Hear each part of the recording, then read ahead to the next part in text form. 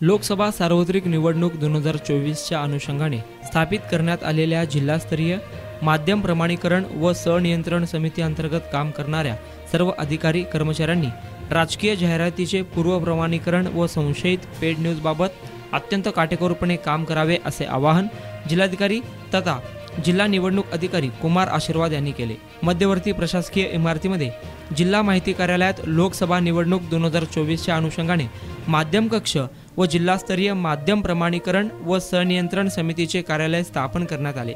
याच कार्यालयाला जिल्हाधिकारी कुमार आशीर्वाद यांनी भेट देऊन मार्गदर्शन केले।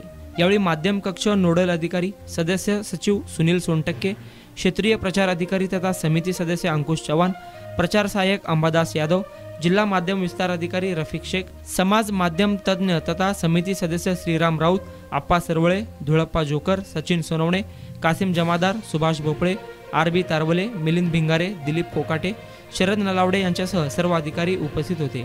जिल्हाधिकारी कुमार आशीर्वाद यांनी माध्यम कक्षाची पाहणी करून इलेक्ट्रॉनिक, प्रिंट व सोशल मीडियावर माध्यम प्रमाणीकरण व संनियंत्रण समितीच्या माध्यमातून कशा पद्धतीने नियंत्रण ठेवण्यात येणार आहे याबाबतची पाहणी केली। जिल्हा माहिती अधिकारी सुनील सोनटक्के यांनी लोकसभा निवडणुकीच्या पार्श्वभूमीवर संशयित पेड न्यूजची प्रकरणे तसेच जाहिरातीचे पूर्व प्रमाणीकरण करण्यासाठी उभा करण्यात आलेल्या यंत्रणेविषयी माहिती दिली।